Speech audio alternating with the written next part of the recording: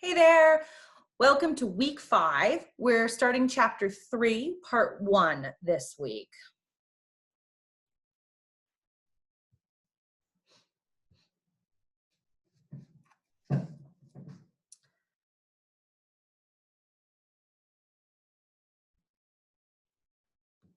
All right, now I've got my screen arranged. Okay, so again, this is week 5, chapter 3, part 1.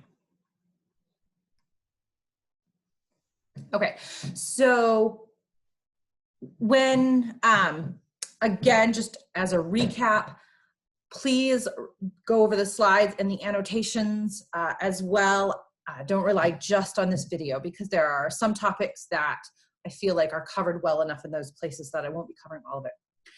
Now, this is my warning for chapter 3 is that chapter 3 is long. Okay, chapter 3 is long. There is a lot to it. It is, according to some students, a very challenging chapter. So don't let it all go until the second week. You probably won't have time to learn everything really, really well. And unfortunately, if you don't learn chapter 3 really, really well, it's going to make chapter 4 almost impossible to truly learn. You'll still have to learn the material for chapter 3. So focus on it really, really well. The first topic that I'm going to cover here, and again, remember I'm not covering everything here. The first thing that we're going to cover here is the mass numbers on the periodic table.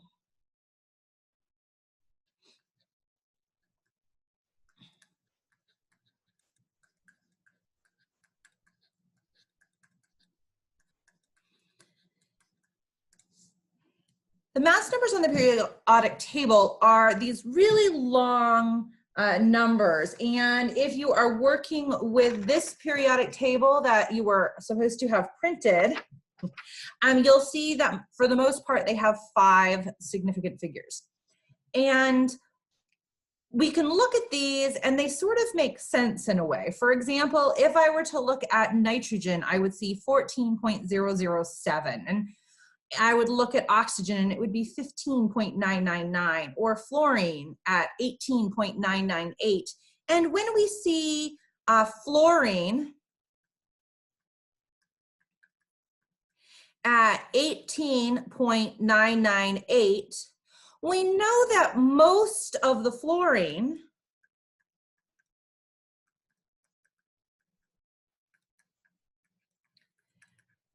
will have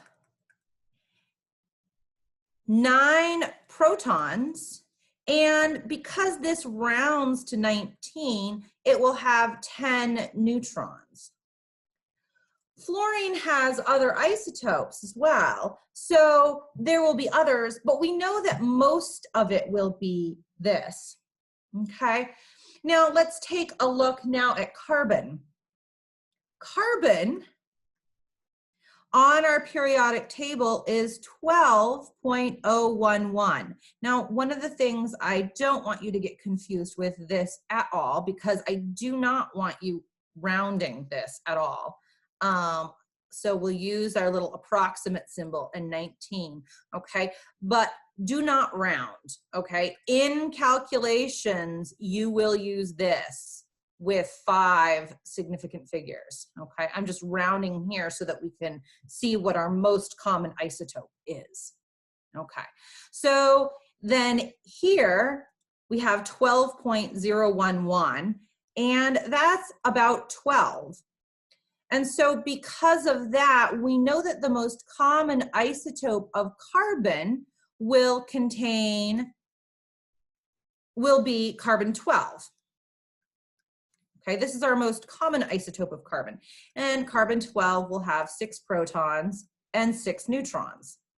Okay, and in fact, carbon 12 makes up 98.89% of all carbon. And now there's 2 other forms of carbon. One is carbon 13, which has 6 protons and 6 neutrons. and that makes up 1.11% of all carbon. And so you can see how the most prevalent isotope will match the mass number that's given in the periodic table. Most of you have probably heard of carbon-14, and that's the radioactive carbon that's used in carbon dating. Carbon-14 makes up less than 0.01% of all carbon. It's an extremely small number, to the point where we wouldn't even include it when we were finding a weighted average for a mass. And carbon-14, of course, would have 6, oh my goodness. See, when I make silly mistakes on the board, somebody catches me. 6 protons and 7 neutrons, okay? Carbon-14 will have 6 protons and 8 neutrons, okay? And that's what we learned from last chapter. So now let's figure out how to take this information and figure out what we're working with.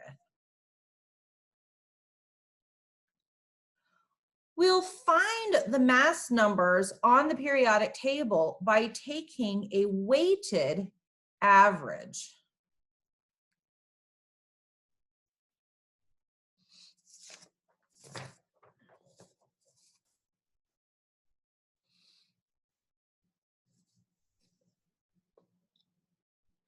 All right, so let's take a look at one example of that.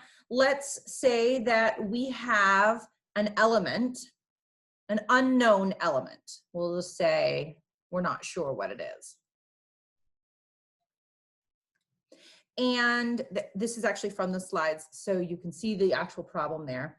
And we find that 62.60% of our element is an isotope with a mass of 186.956 atomic mass units.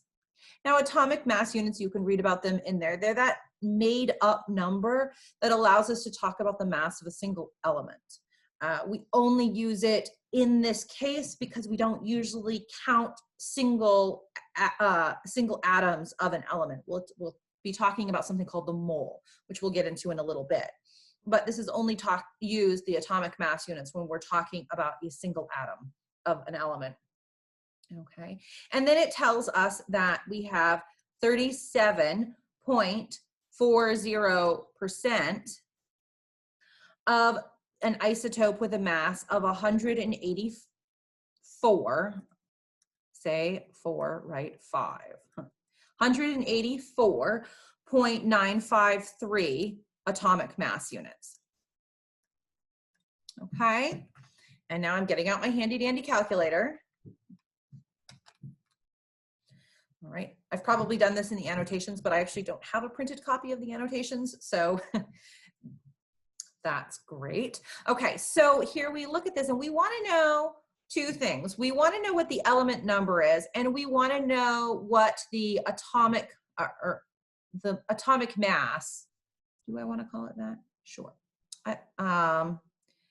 We want to call it the average atomic mass of the element. So the interesting thing about an average atomic mass is that no one single atom is going to have exactly that atomic mass, because the atomic masses of this element are 186.956 or 184.953, depending on how many neutrons it is. It has. And the weighted average is going to be a special kind of average in there. Now, when we take a normal average, everything gets weighted the same because it's worth the same amount. But you can see that in this one of our isotopes is almost double in quantity from our second isotope. So how are we going to find this? Well, what we do is we take the percentage of our first isotope and we change it to a decimal. So we have 0.6260. And then we multiply that by the mass that goes with that percentage. And now we have our second one, and we change that to a percentage, 0.3740, and multiply that by the mass that goes with that isotope. Okay, now again, handy dandy calculator, let's work through that together. You can pull yours out at the same time. 0.626 times 186.956, and this gives me 117.034456. Okay, now when I'm doing this problem, I see that here I have multiplication and here I have addition. So because of that, I'm actually going to find my significant figures in the middle of the problem. Here I can have 4 significant figures, 1, 2, 3, 4. And so I can have 1, 2, 3, 4 significant figures here. So this becomes 117.0 plus, and now I put this in, 0.3740 times 184.953. And on this one, I get 69.172422. And again, I have 4 significant figures, so I can have 4 significant figures here. And that gives me 67.17. Okay, now I add these together. Oh, you know what? I did not look at my calculator closely enough. This should be a 69.17. Okay, sorry, I could only see the top from where I was looking. Okay, now when I add these together, remember my adding and subtracting decimal rules, which say I go to my least decimal place, which means that I'm going to be rounding to my 10th place. So I have 69.17 plus 117.0, and that gives me 186.17, but I can only have to the 10th place for my significant figures. So that means that this number will end up being rounded up, and I get 186.2 atomic mass units. And that is my weighted average for this problem. So this is my average atomic mass. And now I want to say, okay, well, what's my element then? And so now I'm going to look at my periodic table right here, and I am going to look for that mass number. And the thing is sometimes that can be a little bit tricky because like we have 183, we have 186, we have 190. Okay, so in this case, it's pretty easy. I see that 186.21 is listed as rhenium. Okay, so the element is going to be Re or rhenium, R-H-E-N-I-U-M, rhenium. Okay, and it is, now I'm going to take a look at this and we're going to explore this a little bit more. And we see that rhenium has an atomic number of 75. Okay, and now I could have 2 isotopes. I could have rhenium 187 and I could have rhenium 185. Okay, and you'll notice that with these, so all rhenium has 75 protons. And now if I take this here and just moving things around on my screen, and this I would round to say 187, and this one I would round to 185. And so you can see that these 2 numbers bracket this 186.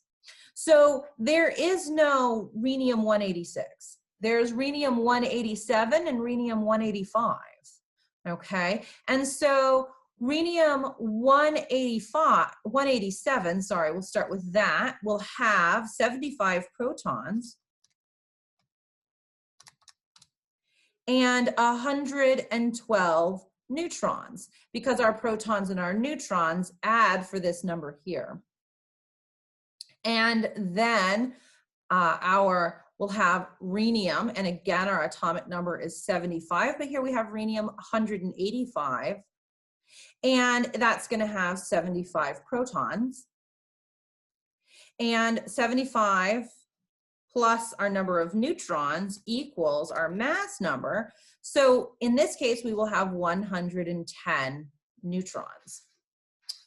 But if we take a large sample of rhenium, because these are naturally occurring percentages, and a large sample will be billions of atoms, then we will find that our sample is 186.2 atomic mass units on average. Okay, so now let's go ahead and take a look at the mole.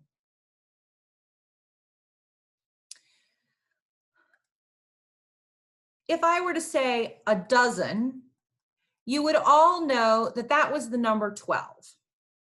If I have a dozen eggs, I have 12 eggs.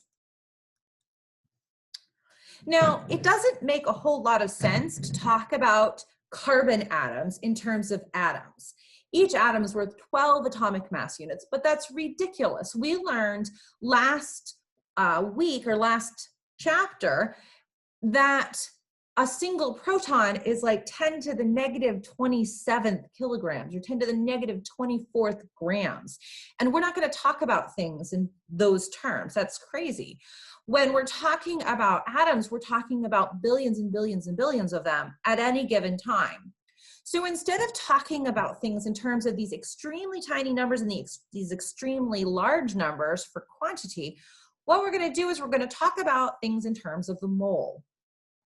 1 mole of carbon-12 is defined as having 12 grams. Okay, so what we did is we worked our way backwards and said, okay, well then how many carbon atoms are in exactly 12 grams? And what we came up with is that 1 mole of carbon-12, well, not we, you know, chemists in general a long time ago.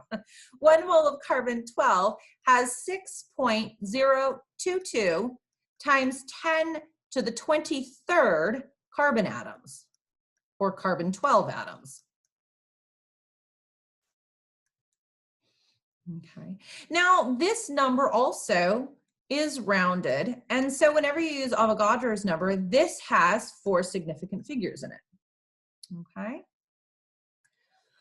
Now, 1 mole of carbon is equal to 6.022 times 10 to the 23rd carbon atoms. And that has a mass equal to the weighted average mass number on the periodic table. So that's 12.011 grams. All right. Okay. So what does this mean for us? Well, this means that now we can weigh things, because we can't put some stuff on a balance and weigh things in terms of atomic mass units. We weigh things in terms of grams. So then we can know exactly how much we have. So let's continue with our carbon idea. And let's say that we put carbon on our balance, and I use the word balance instead of scale. Scale is usually considered a spring scale, and it's something that you hang and then you hang from it, and that would be a scale. A balance is a flat thing that you put something on. Okay, but if I call it a scale, balance, same thing. Okay, so I weigh out some of my carbon on my scale or my balance, and I find that I have 27.8 grams of carbon in my sample.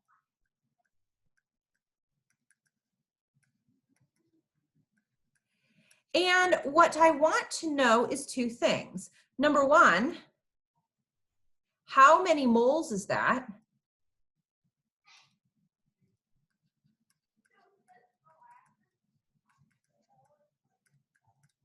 And number 2,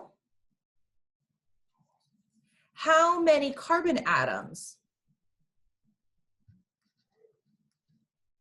are in our sample.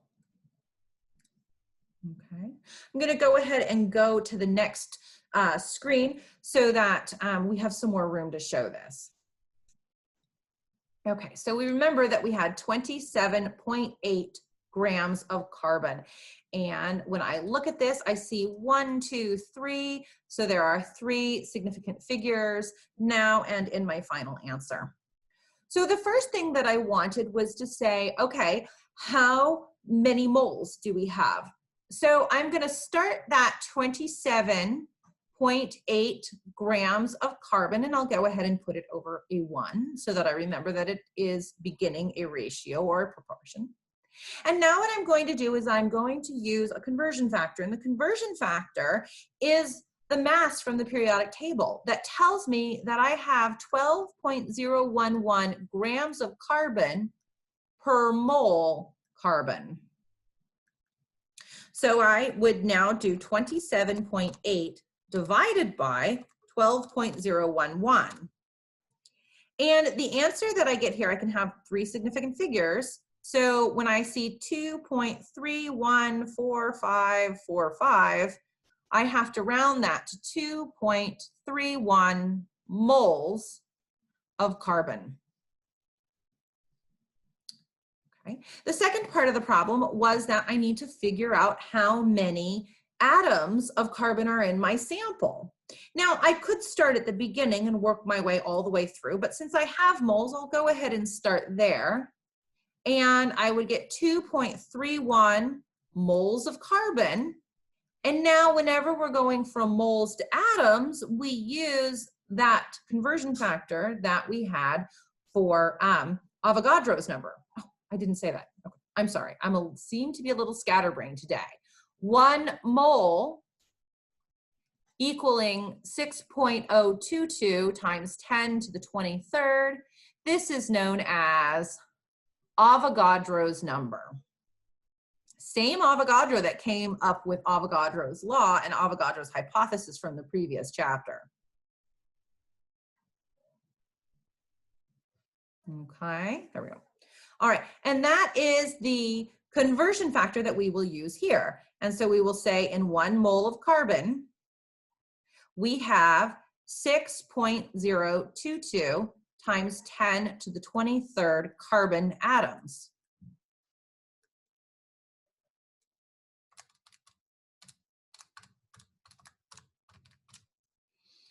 And remember from that first chapter that you need to type that in however your calculator does scientific notation, okay? And again, we can only have 3 significant figures because that's what we began with. So this will become 1.39 times 10 to the 24th carbon atoms. Okay, all right. Now let's take a look at what happens when we don't have a single atom. Let's say that instead we now have a compound. And let's look at some compounds. I'm going to look at some that are different from the ones that I have in the slides. Let's look at one that you're going to use all the time, and that's oxygen gas. Now, one of the really important things to remember is that oxygen gas is a diatomic gas, okay, which means that it's 2 oxygen atoms stuck together. So it's always going to be O2 whenever we refer to oxygen gas or oxygen in its natural and elemental state. It will always be O2, okay? So this is 2 oxygen atoms stuck together, which means that the molar mass for that is going to be twice the molar mass of a single oxygen atom. So 2 times 15.998. And that means that the molar mass of oxygen gas, getting ahead of myself, I apologize, 15.999. So that means that the molar mass of my oxygen gas is 31.998 grams per mole of oxygen. Now let's look at another one. Let's look at sodium chloride. Now I know from last chapter that sodium chloride is a sodium ion plus a chloride ion, which means it is NaCl. Okay, and so the molar mass for that will be the molar mass of 1 sodium, 22.990, plus the molar mass of 1 chlorine, 35.45. So this is very interesting. This is one of those rare cases where we have a molar mass that only has 4 significant figures. So most of the time we'll have 5 in our final answer, but now we'll only have 4 with this. And also, in this case, we're adding together, which is why we will only have that 2 decimal places. So here we have 22.99 plus 35.45, okay? And that gives me 58.44 grams per mole for sodium chloride. Let's look at another one. Now I'm going to look at, let's look at something a little bit more challenging, okay? And this is definitely something that you will have to do. Let's take a look at the molar mass of, let's do potassium. No, let's not do that one. I want to do one that is, no, I'll make, never mind. Let's do potassium. No, that's fine. I'm actually going to erase this because I specifically do not want a 1+ charge. That was where I was going with this. Okay, let's specifically do magnesium.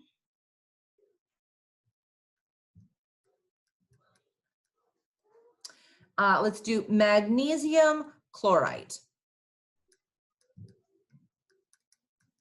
Okay, now we look at our ion list. You're going to need this ion list all the way through chapter 3 and chapter 4, just like you did in chapter 2. And we see that our magnesium ions are Mg2+, and chlorite, if I look at this here, is Cl O2 with a 1- charge on it. Now, when I build this, I need 2 chlorites to balance out my magnesium. So I will end up with MgClO2, 2. Okay. Now, again, I'm going to warn you, this is a place where I'm going to want you to show your work. I know that many times you can do it without showing any work at all. I am going to ask you to show your work because that is the only way I know in an online class that you didn't look it up. And I apologize for that. I really, really do. When I first started teaching this online, I just kind of assumed that everybody would be honest and ended up with a very nasty shock from that. So I'm going to want you to show your work just so that I know that it's all above board. Okay, so when I work through this, I'm going to have 1 magnesium, okay? So my magnesium, and I'll go ahead and make a note of which element I'm working with. My magnesium is 24.305. Plus, now if you take a look here, see I have this 2 on the outside of my parentheses. That means I have 2 chlorines. So twice 35.45. And you will get very good at looking up these mass numbers on the periodic table. That's where these numbers are coming from. Now, last I have my oxygens. Now I have O2 here, and then there's this 2 here, which means that I have 4 oxygens. So 4 times 15.999. And now I'm going to put all this into my calculator. 4 times 15.99 plus 2 times 35.45, and then I'll add my 24.305 to it. And what I get out of that is 159.201. And I see as I walk through here, again, that I can only have 2 decimal places because of my chlorine. And so this will end up with a final answer of 159.20. And it is grams per mole, but I ran out of room to show that. Okay.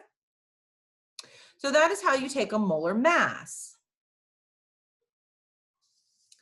The next piece in here is going to be figuring out in the other direction. So let's say, for example, that I want to know how many, okay, so let me put this out. How many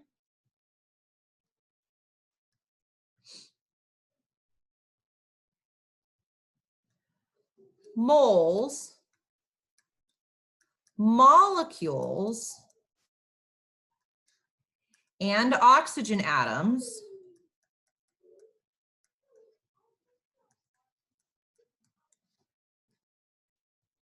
are in, and actually I'm going to change this a little bit so that it doesn't match the slides perfectly.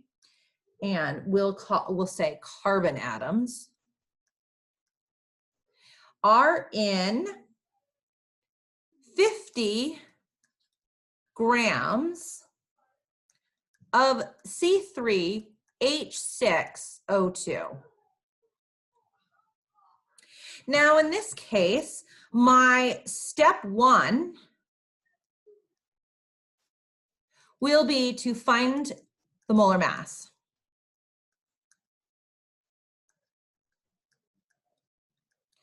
And I have 3 carbons, so that'll be 3 times 12.011.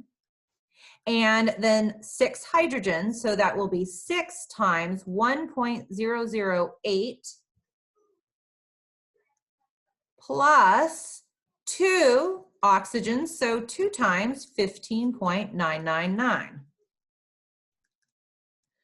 Okay, now I add all this up. 3 times 12.011 plus 6 times 1.008 plus 2 times 15.999. And I'm putting parentheses and things like that in there on my calculator at the same time. Okay, and so I get a molar mass of 74.079. Now you'll see in all of these that I can keep all 3 of those significant figures because I'm adding and I have 3 decimal points on all of them. So I can have, 5 significant figures here. So this has 5 significant figures. And I'm going to use all of them. In my final answer, I will only be able to have 3 significant figures because of what's listed here in the problem. All right, so my step 2 is going to be to do the math to find out how many moles I have. Now, my given is 50 grams. Okay. And now I'm going to use the conversion factor that goes from grams to moles. And that is what I just found here, the molar mass, 74.079 grams per mole. And so this part will say 50 divided by 74.079 grams. Okay, and that means that I have 0.674955. Well, I can't have all of those. I can only have 3 significant figures. So this becomes 0.675 moles. Now the step 3 that I'm going to work with here is to go from moles to molecules. Now remember, Avogadro's number can link moles to atoms or moles to molecules. In this case, because we're linking moles and molecules, then that will be what our conversion is. So I have this 0.675 moles.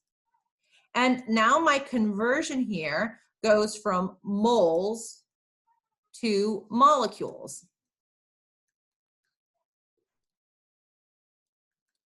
And in 1 mole, I have 6.022 times 10 to the 23rd molecules. So I have 0.675 times 6.022 because I'm on an, that's my keystroke on my calculator. And this will give me 4.06 times 10 to the 23rd molecules of my C3H6O2. Okay? Because I can only have those 3 significant figures. Okay, now I'm going to go ahead and go to the next page in order to finish this problem, and that's to figure out how many carbon atoms that we are working with. Okay, so in the last part, we had found that we had 4.06 times 10 to the 23rd molecules of C3H6O2. And the last part of this problem that I was working on was to figure out how many carbon atoms I have in my sample. Okay, maybe that's because I need to figure out exactly how much carbon I have available to do an experiment. So I can start out with this 4.06 times 10 to the 23rd, and this is molecules of C3H6O2. Now I need to come up with a conversion factor that gets rid of molecules of C3H6O2 and goes to atoms of carbon.